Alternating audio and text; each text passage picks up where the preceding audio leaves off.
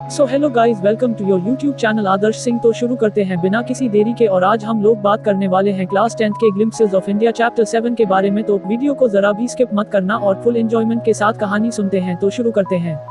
यह एक पारंपरिक गोवा के गाँव के एक बेका का चित्रण है जिसका स्थान उसके समाज में आज भी महत्वपूर्ण है।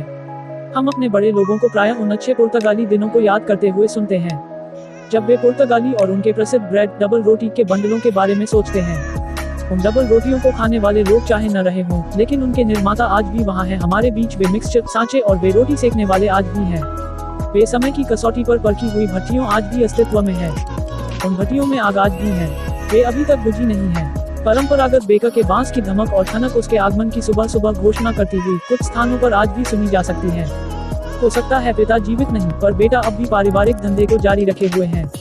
ये बेका आज भी गोवा में पैडर के नाम से जाने जाते हैं। गोवा में हमारे बचपन के दौरान बेका हमारा दोस्त, साथी और मार्गदर्शक हुआ करता था। वह दिन में कम से कम 2 बार आया करता था। एक बार उस समय वह बिक्री के लिए चक्कर लगाने के लिए सुबह निकलता था और फिर दोबारा जब वह अपनी विशाल टोकरी को खाली करने के बाद लौटता था। उसके बांस की खनक हमें नींद से जगा देती थी और हम उससे मिलने और उसका स्वागत करने के लिए दौड़ते थे। ऐसा क्यों था? क्या वह डबल रोटी के प्रति प्रेम के कारण था? बिल्कुल नहीं। डबल रोटी किसी पास्कीन या बास्टाइन के द्वारा खरीदी जाती थी, जो कि घर की नौकरानी होती थी। हम जिस चीज के लिए तड़पते थे थी डबल रोटी के छल्ले, जिनका चुनाव हम सावधानी पूर्वक किया करते थे। कई बार यह विशेष प्रकार की बनी मीठी ब्रेड होती थी। बेका अपनी संगीतमय प्रवेश को अपने बॉस के स्पेशल बने हुए डंडे की झंग झंग की आवाज के साथ करता था। एक हाथ से अपने सिर पर रखे टोकरे को सहारा देते हुए और दूसरे हाथ से जमीन पर बॉस को बजाते हुए वह घर की मालकिन को गुड मॉर्निंग कहकर अभिवादन करता और तब अपने टोकरी को ऊर्ध्वाकार बॉस पर रख देता था। हम बच्चे एक हल्की झिड़की के द्वारा दूर हटा दिए जाते और डबल रोटियां नौकरानी को दे दी जाती थी, लेकिन हम मानने वाले नहीं थे। हम एक बेंच अथवा मुंडेर पर चढ़ जाते और किसी तरह टोकरी में झांक कर देखा करते। मैं आज भी उन डबल रोटियों की विशेष महक को याद कर सकता हूँ।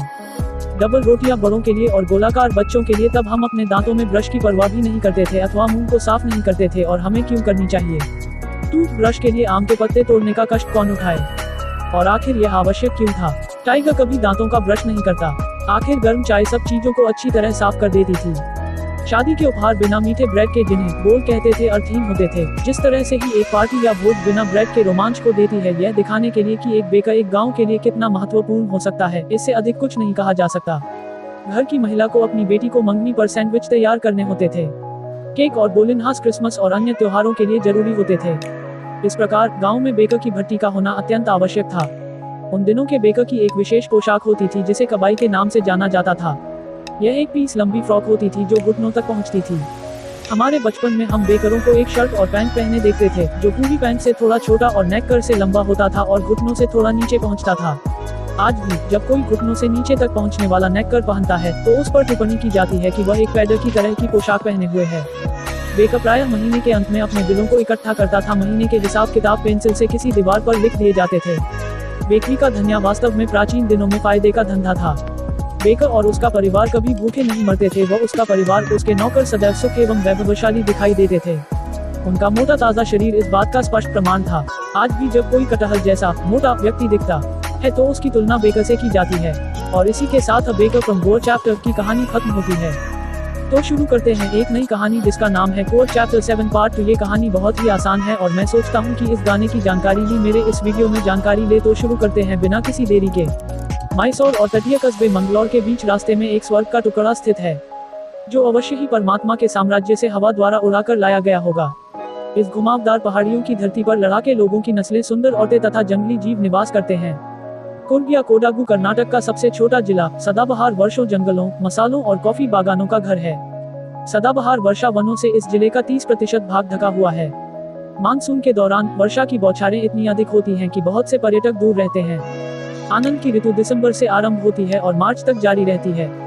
पर्याप्त मात्रा में वर्षा होने के कारण मौसम बहुत अच्छा होता है। हवा में ताजगी प्रदान करने में कॉफी की महक होती है। कॉफी एस्टेट उपनिवेशी बंगले पेड़ों की छतरी के नीचे एकांत में सिमटे खड़े हैं। कुर्ग के अत्यधिक स्वतंत्र लोग संभवतः यूनानी अथवा अरबी वंशज हैं। जैसे कि एक कहानी बताती है कि सिकंदर की सेना का एक भाग दक्षिण की ओर समुद्र तट तक आ गया था और जब उनका वापस लौटना अव्यावहारिक हो गया था तो वे वहीं बस गए। इन लोगों ने स्थानीय लोगों से विवाह कर लिए और उनकी संस्कृति, जो स्पष्ट रूप से लड़ाका परंपराओं, शादी और धार्मिक रिवाजों वाली है, जो हिंदू मुख्य धारा से अलग है, कोडागु लोगों द्वारा पहने जाने वाले कमरबंद के साथ जो कुपिया के नाम से जाना जाता है, अरबियों एवं कुर्गों द्वारा पहने जाने वाले कुपिया जैसे होते हैं, जो इस सिद्धांत की पुष्टि करते हैं कि उनका स्रोत अरब है। कुर्गी घरों में मेहमान नवाजी की परंपरा है और वे अपने बेटों एवं पिताओं से संबंधित बहादुरी की कहानियों को सुनाने की बहुत ज्यादा इच्छा रखते हैं। कुर्ग रेजिमेंट भारतीय सेना में सर्वाधिक सुसज्जित है और भारतीय सेना का पहले जनरल करियप्पा एक कुर्गी थे। आज भी केवल कोडागु लोगों को बिना लाइसेंस के हथियार रखने की इजाजत है। कावेरी नदी को इसका पानी कुर्ग की पहाड़ियों और जंगलों से प्राप्त होता है। महासीर मछली इस पानी में काफी संख्या में पाई जाती है। किंगफिशर पक्षी उनका शिकार करने के लिए गोते लगता है, जबकि गिलहरियां और लंगूर आधे खाए हुए फल साफ पानी में पानी की आवाज और लहरों के चलने का आनंद लेने के लिए फेंकते हैं। हाथी अपने महावतों द्वारा नहलाए जाने और नदी में रगड़े जाने का आनंद लेते हैं।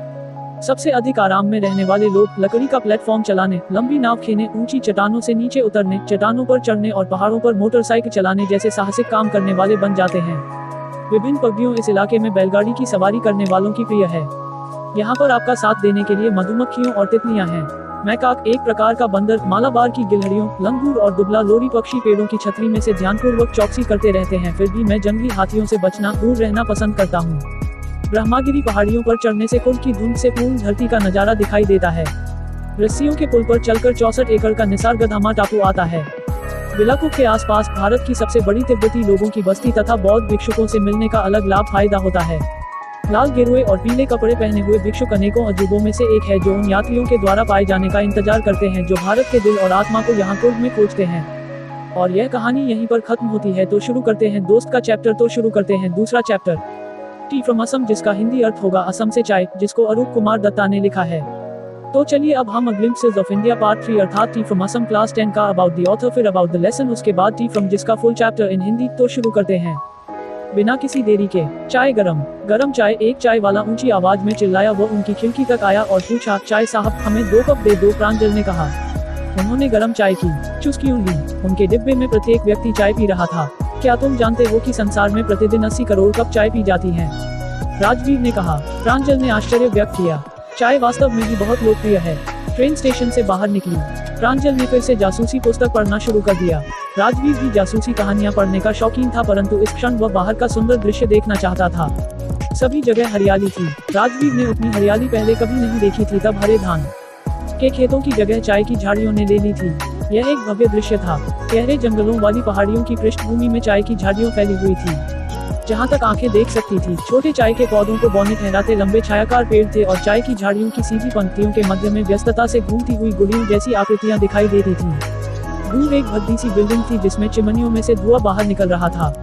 एक चाय बागान, राजवीर उत्तेजना में चिल्लाया। प्रांजल, जो एक बागान में जन्मा और पला था, उसने राजवीर की उत्तेजना में हिस्सा नहीं लिया। उसने कहा, ओह, यह चाय का देश है। अब असम में संसार के सबसे अधिक बागानों की सघनता है। आपको यहाँ इतने अधिक बागानों की सघनता दिखाई देगी जितने अधिक आपको उम्र भर तक दिखाई नहीं देंगे। मैं चाय के बारे में इतना पढ़ता रहा हूँ जितना मैं पढ़ सकता था। राजवीर ने कहा। वास्तव में कोई नहीं जानता कि चाय की खोज किसने की थी, परंतु इसके बारे में अनेकों कहानियाँ है। कौन सी कहानियाँ? एक है चीन के सम्राट के बारे में जो हमेशा पानी पीने से पहले पानी को उबालता था। एक दिन बर्तन के नीचे जलती हुई टहनियों के कुछ पत्ते उबलते हुए पानी में गिर गए, जिससे पानी स्वादिष्ट बन गया। यह कहा जाता है कि वे चाय के पत्ते थे। मुझे दूसरी सुनाओ, प्रांजल ने उपहास किया। हमारे पास एक भारतीय कहानी भी है। बोधिधर्मा, जो एक प्राचीन बौद्ध महात्मा था, ने अपनी आंख की पलकें काट दी क्योंकि वह ध्यान के समय नींद महसूस करने लगा था। 10 चाय के पौधे उसकी पलकों पर उगाए। इन पौधों के पत्तों को पानी में उबाल कर पिया गया था और उससे नींद गायब हो गई थी। चाय सबसे पहले चीन में पी गई थी, राजवीर ने कहा, 2700 ईस्वी पूर्व। वास्तव में टी शब्द चीनी भाषा के चाय और चीनी शब्द से निकला है। यूरोप में चाय केवल 16वीं शताब्दी में आई थी और इसको एक पेय की अपेक्षा दवा के रूप में अधिक प्रयोग किया जाता था। रेलगाड़ी खड़खड़ाती हुई मरियानी जंक्शन पहुंची। लड़कों ने अपना सामान इकट्ठा किया और भीड़ भरे प्लेटफॉर्म पर रास्ता बनाया। प्रांजल के माता पिता उनका इंतजार कर रहे थे। शीघ्र ही वे ढेकियावाड़ी की तरफ यात्रा कर रहे थे, जहाँ पर प्रांजल के पिता का चाय बागान था। 1 घंटा बाद कार मेन रोड से मुड़ी। उन्होंने मवेशियों के पुल को पार किया और ढेकियावाड़ी चाय बागान में पहुंच गए। पथरीले रोड के दोनों ओर चाय के पौधों से भरे कई एकड़ खेत थे। सभी पौधों की ऊंचाई एक जैसी काट छांट कर की गई थी। चाय चुनने वाली औरतों के समूह अपनी पीठ पर बांस की टोकरियां लिए प्लास्टिक का लावादा पहने हुए नए फूटे हुए पत्तों को चुन रही थी। प्रांजल के पिता ने गाड़ी की गति धीमी की ताकि एक ट्रैक्टर गुजर सके जो ट्रेलर भरकर चाय के पत्ते ले जा रहा था। यह दूसरा कोपलों के फूटने का समय है ना मिस्टर बरुआ? राजवीर ने पूछा। यह मई जुलाई तक समाप्त होता है और सबसे अच्छी चाय की फसल प्रदान करता है। ऐसा लगता है कि तुमने आने से पहले अपना होमवर्क कर लिया था, प्रांजल के पिता ने आश्चर्य से कहा। उद्धरण चिन्ह। हाँ श्रीमान बरुआ, राजवीर ने स्वीकार किया, लेकिन मुझे उम्मीद है कि मैं यहाँ रहते हुए कहीं ज्यादा सीख जाऊंगा। और कहानी यहीं पर खत्म होती है। मिलते हैं एक दूसरी कहानी के साथ। धन्यवाद।